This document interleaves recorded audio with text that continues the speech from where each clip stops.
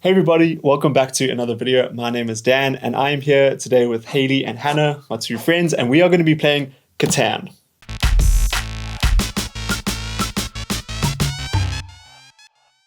Cool, so once again, thank you so much to Solar Pop for sending through another awesome board game. I'm very excited to unbox Catan and we are going to show you guys how to play this awesome strategy game. Cool, so this is the base game of Catan. You can play with more players if you want, but you'll have to get an expansion pack. The base game is a 3 to 4 player game. As you can see here, we've got the set of instructions, and yeah, we're just going to unbox the game quickly, and then we'll show you how to play just now. Okay, now let's just pop the stuff out. Let's put those in the box. This game includes 19 terrain hexes, 6 C-frame pieces, 9 harbour pieces, 18 circular number tokens, 95 resource cards, 25 development cards, 4 building costs cards, 2 special cards, 16 cities, 20 settlements, 60 roads, 2 dice, 1 robber, and 1 game's rules. Cool, so we are going to show you guys now how to play Catan. Firstly, you're going to set up your Board. Set up the board with your Pieces. C pieces. Yeah. With your harbour, no, C-frame pieces. Okay, You're cool. going to set up the game board with your C-frame pieces. So the way you do that, right, each of these has a little number on them. So you're going to match the 2, which is over here, with the other 2. And then that's how you set it up. So we're going to quickly do that now. Is that right? Yes. I got a 3 here, 5 here. Great, so as you can see, we have just finished the C-frame pieces, and now we need to populate this with hexes. So you want to just randomly place them on though, so don't look. Just randomly place them. Yeah, so have them upside down, and then you'll randomly place them.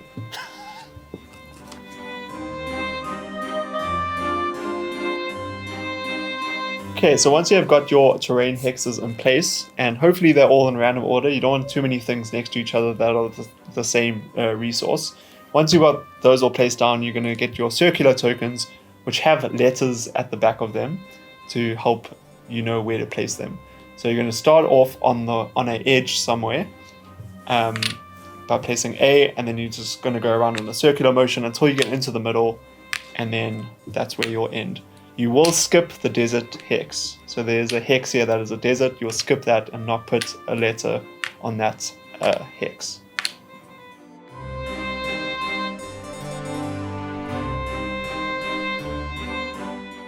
So once those are all down, you're going to flip them over, revealing a number. And we'll explain what the number means in a second.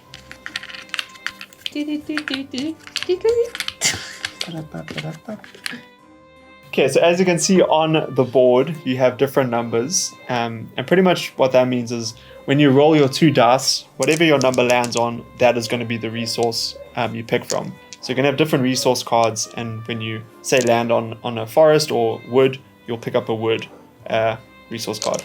So if you roll an 8, for example, you would pick up wood.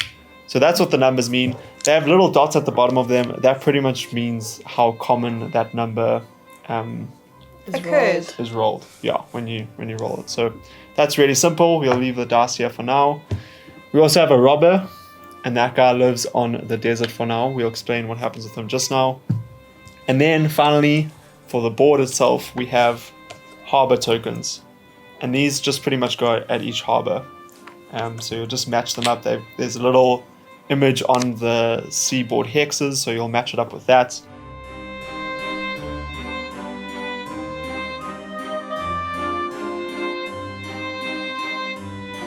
Cool, and then we have building cost cards. So once you've played the game enough times, you probably won't need that. But while you're starting out, these are very essential. Pretty much they tell you what each different thing costs to make. So for example, if you want to build a road, you need to get a brick resource and a wood resource. Once you've got that, then you can make a road. So having this just pretty much tells you what certain things cost and how to get there with your resources. Okay, so Hannah is going to be red. I'm going to be orange. Hayley is going to be blue. Why have you chosen your colors, guys? Because this is my favorite color. Because Hayley doesn't like red. Or orange. So therefore, by default, blue.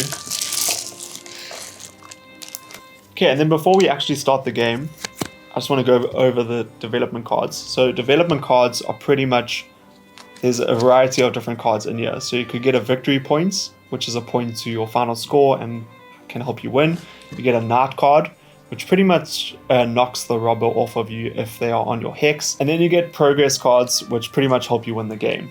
They give you certain perks and stuff like that. And yeah, so to purchase a development card, you need to get a sheep, a wheat, and a rock. And then you have your resource cards, which match the design on the hexes. And again, if you roll on a certain hex, you'll take a resource card and keep it in your hand. That looks so awkward. It's just her face, Dan. I'm so sorry, Hayley. I'll take it back. Oh, and then one more thing before we start. Special cards. So these are the special cards, and basically if you have the longest road at the end of the game, you get 2 additional points, and if you have the largest army, you get 2 victory points at the end of the game. So yeah, by the way, you want to reach a total of 10 points by the end of the game to win. 12. As I was saying, so I was rudely interrupted. Hannah's always right.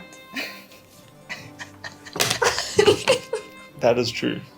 It is not. Please explain the victory points. So, at the end of the game, you want to be the first player to reach 10 points. But in order to do that, there are some ways to help you. One of them is the special cards. One of them says you get 2 extra victory points if you have the longest road, which Hannah always tries to get but fails at. And then you get the largest army, which is another 2 victory points. So these are 2 cards you need to keep in mind during the game, and then they'll be added to your final score at the end. Largest army is when you have 3 or more development cards that are knights. Just saying. Yeah. And then also, I forgot to mention, on your building cost cards, you will see that a settlement is a victory point, and then a city is 2 victory points. So as you're going, you want to keep track on how many victory points you have, and then obviously the first person to 10 will win. Cool, so we are going to start placing our first settlement and road. So that's how you begin the game. You will roll, whoever gets the highest number when you roll will place a settlement and a road. So we're going to quickly go around the circle and see who rolls first. Okay, so Hannah's got 2, so that's not looking good for Hannah. I got 4, average. Hayley got 6. 2, 4, 6. What? Sorry. So Hayley's going to place her house first. Her settlements. House and a road. Settlements and road. So because I placed my settlement first, it'll now mean that Dan will go and then Hannah, but then Hannah will get to place her second settlement first. So it'll go do. Okay, so now I'll be placing my settlement and my road. I'm going to go over here.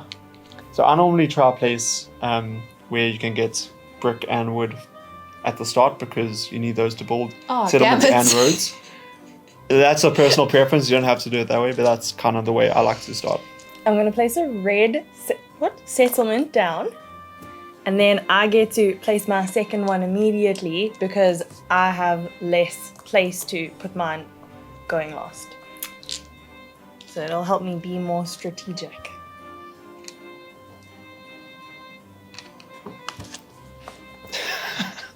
Okay. So weird. Go ahead. Okay, now place yours.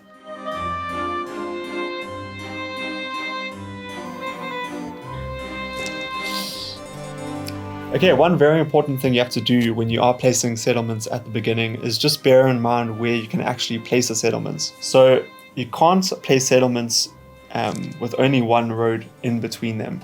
That doesn't matter if it is your road or another player's road. So for example, you could not just place a settlement here because there's only one road distance between the 2 settlements.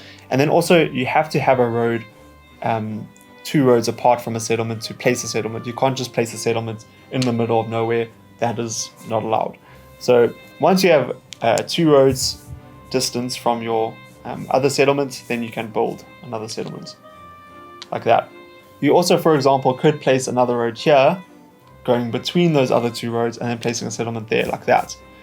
But again, there has to be 2 roads between a settlement.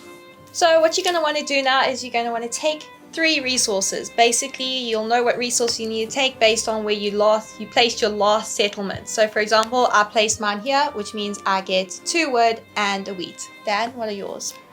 I placed my second one between rock, brick, and wheat. So I'll pick up rock, brick, and wheat. And I've got this one as my second one placed, so I'll get wheat, brick, and wood. It's important to know that once you have these cards throughout the game, you can trade with people. So for example, if I really needed a brick, I could say, hey Hannah, can I give you a wood and you give me a brick? And she would say, Sure. and then we swap. Obviously she doesn't have to say sure, but it's nice of her. Good, that was Cool. good. That was good. Cool, so we're going to just play the game a little bit now, and we're going to like sort of cut between the game and we'll explain certain things as we go along. For example, what the robber ends up doing and stuff like that. So we're going to get going on that now. And we're back. Okay, so we're just cutting here because a 7 was just rolled and Hannah rolled the 7. So now what Hannah gets to do is she can move the robber and she can place it on a different hex. What the robber ends up doing is blocking that number as long as he is on that hex. So she's going to place it on a 6 wood, which is quite a decent number. So now I can't get wood until I remove that robber. The way I remove that robber is by getting a development card, which is a knight development card. Then I can remove the robber and place it on a different hex, or we can wait again until another 7 is rolled. Also, another aspect to the robber, if you have more than 7 cards, which I do at the moment, you need to half the amount of cards you have. So I've got 8 cards, which means I need to get rid of 4 cards. So I can get rid of any 4 cards of my choice, but I have to put them back. I can't keep them. So I'm going to get rid of a brick, a wheat, and 2 rocks. So I'll place those back into the resource piles, and then I will be left with 4 remaining cards. Okay, cool.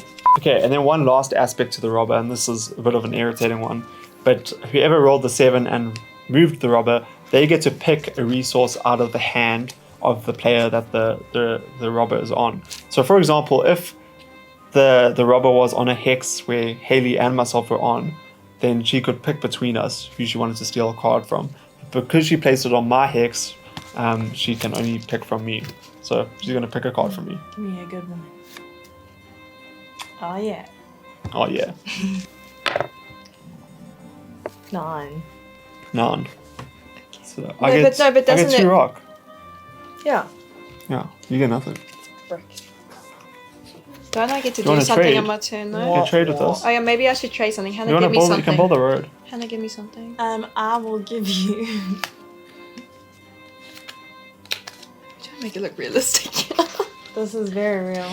I'll give you the worst thing I had. Okay. So You wanna build it? You can build a road. I'm going to build a road. Thank you very much. What about a city? Can you build a city? Can I build sheep? Can't build sheep. And a wood. How can you build a settlement? What the heck?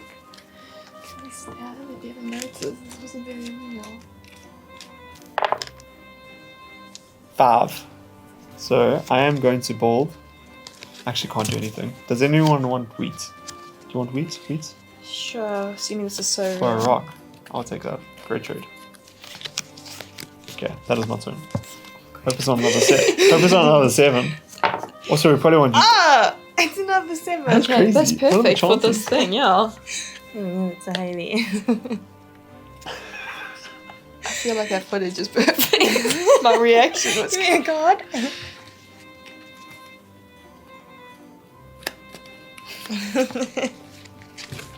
Okay, you want to build a road? Now I can build. Okay.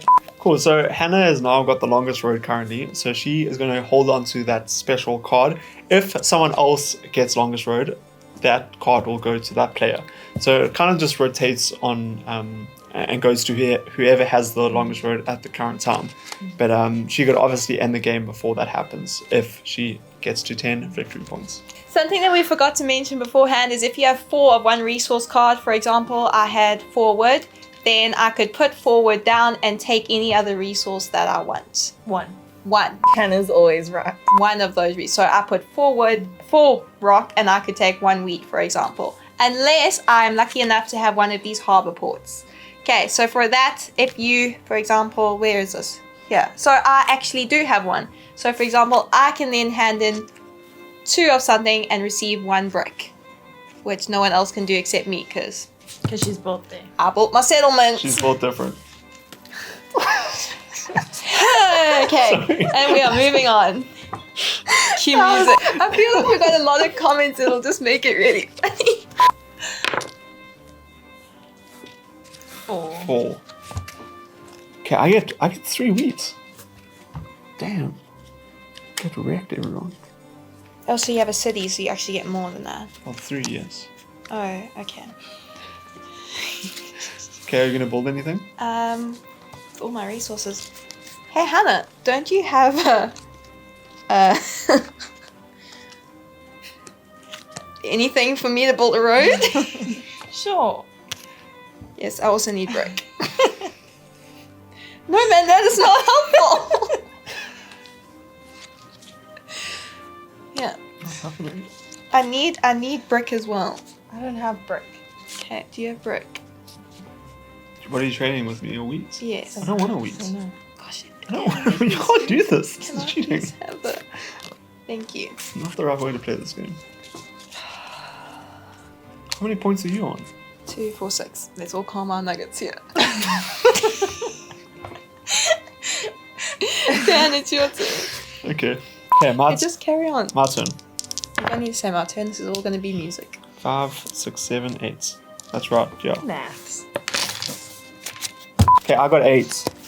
But I don't think any of us are on 8. I'm on 8. Haley's 8's block. Haha. Hannah's on 8. Oh, I'm also on 8. I got 2 rock. Okay, I'm gonna build I'm gonna build a city. Yeah. Okay. Nice for some. So, yeah, 3 rock and 2 wheat for a city. That is more than the cards I need. Okay. Go, Hannah. 4. I get 4 Oh, wheat. yeah. That was insane. Insane. You get a sheep, Haley. Thank you, Dad. And I am also going to build a city.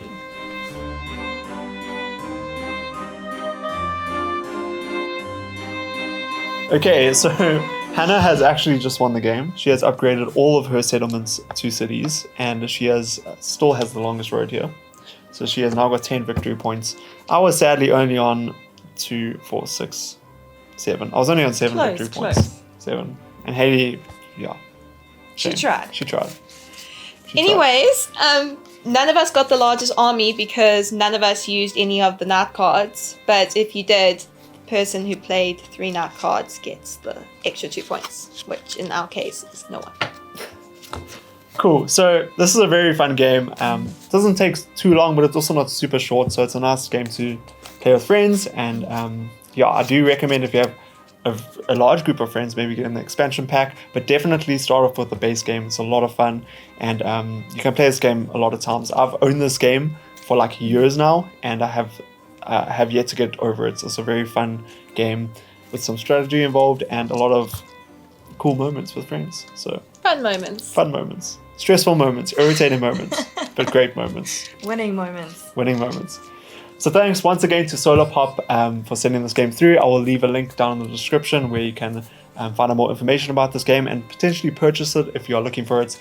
And once again, thank you so much for watching this video, and I'll see you guys in the next one. Bye-bye. Bye-bye. We like dolphins. And you know, the dolphin show, they go, and Salagash or whatever.